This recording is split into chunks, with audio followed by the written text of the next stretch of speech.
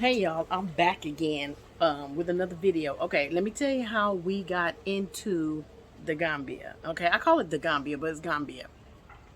All right, just to let you know, one of the first things I would suggest you do when you want to take a trip over here, forget all the other websites that people are telling that you can go to see if what the COVID requirements are. Okay, the best thing to do, because I found out that they only go by what the embassy website says. Don't go to the African CDC website. I'm not saying it's not a good site, but just don't go to the African CDC website to review what the requirements are to enter into any of the countries here in Africa. They go by what is on the embassy website. If it's on, even if you have to look up the U.S. Embassy website and type in whatever country here in Africa that you want to go to, go to the embassy website. I have a couple of links down in the bottom in the details area, okay? But for the Gambia, this is what we did. We went on the website, we looked up what was the requirements, and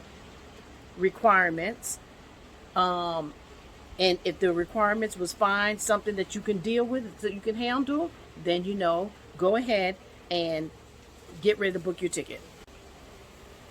Okay, sorry about that. I had a little interruption. Okay, so if you go on the embassy website and you see what the requirements are for whatever country that you're trying to go into, that is what you need to make sure you can go by. Okay? Do not go by these other websites. And I'm telling you that because just some of the things that I have just experienced. So once I verified the information on what was needed for Gambia, I went ahead and made my plane reservations. What I did was I did go to one of the booking websites, to make my plane reservation. One of the things I noticed about the plane reservations, God dang, this long. These hours are it's not short hours trying to get here. This ain't no one thing, no one trip or one plane trip.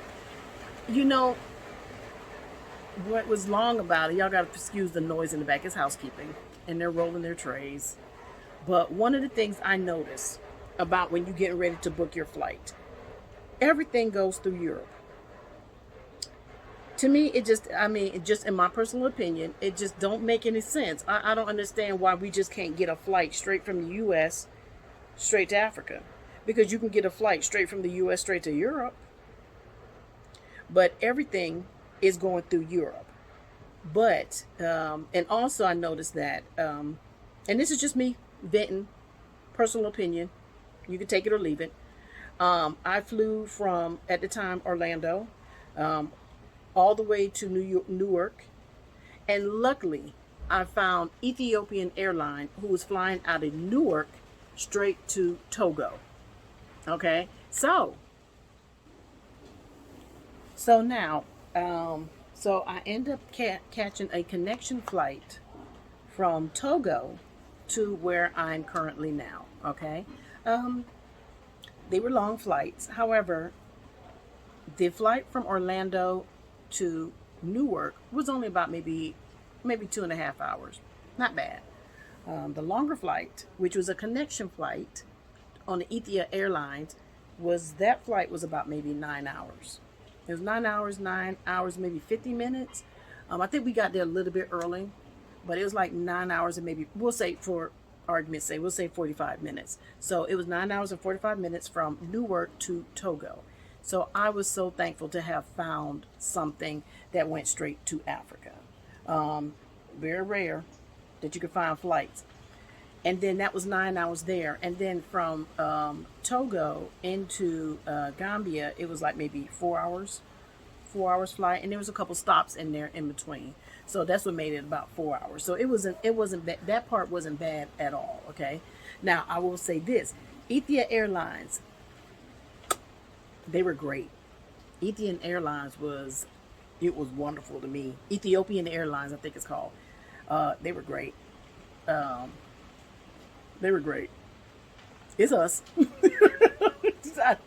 That's all I can say. Um, it was good. It was comfortable. They had movies there for you to watch. They have, you could charge your phone, you could charge your some of your devices on the planes. A variety of movies. That's what I liked about it. And one of the varieties of movies that they had that I noticed that the other airline did not have, they actually had African movies. Imagine that. They had African movies. Yeah. So that was enjoyable. So the Ethiopian Airlines to me was, out of the airlines that I took, the different airlines that I took, was the most comfortable, and it was the most easy flying that I've ever experienced. Even the landing was pretty good. So that was pretty cool to me. Okay, so now one of the other airlines, some of the other airlines, what you're going to have to, what you're going to notice is that they'll go from U.S., whether it can go from out of Atlanta to New York, and then from New York to like Brussels, and then from Brussels to wherever you want to go, whether it's Ghana, Gambia, Sierra Leone.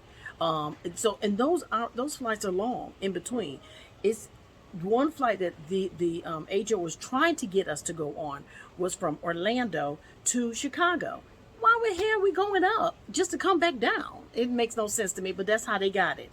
It went from Orlando to Chicago, and then from Chicago all the way to Brussels. So from Chicago to Brussels was like a 9.5 hour flight. And then in Brussels, it was like a 3-4 hour layover. And then from Brussels to Gambia, it was another 9 hour flight. God dang, that's a long day. And some of the layovers depend on which flight you're trying to go on, which airline you're trying to use. Some of them layovers are like 4 hours, 5 hours. It could be all the way up to, we had one that the lady was trying to put us on for, it was a 20-hour layover. I was like, use a lie.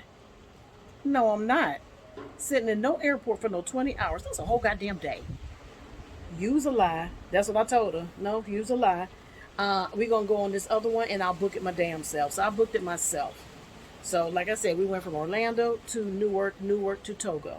And they called a connecting flight from even Togo, which was still Ethiopian Airline, all the way to where we're at right now. So yeah, their flight is going to matter, y'all.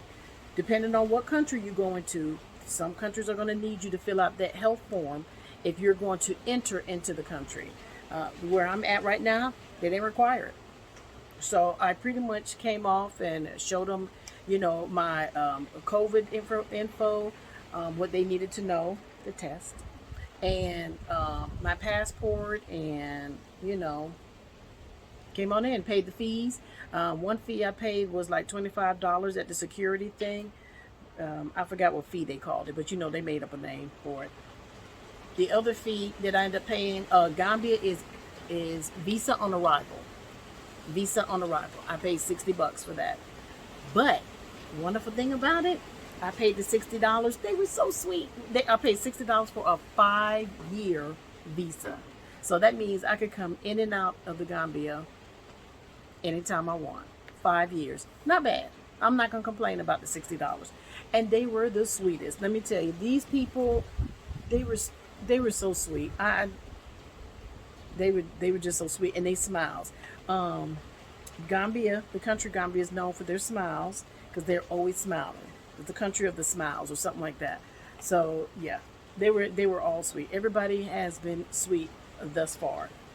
Now, my next adventure on what to do, I am going to go and tour Gambia. And you know what? I'm going to let everyone see what I see. So stay tuned to my next one.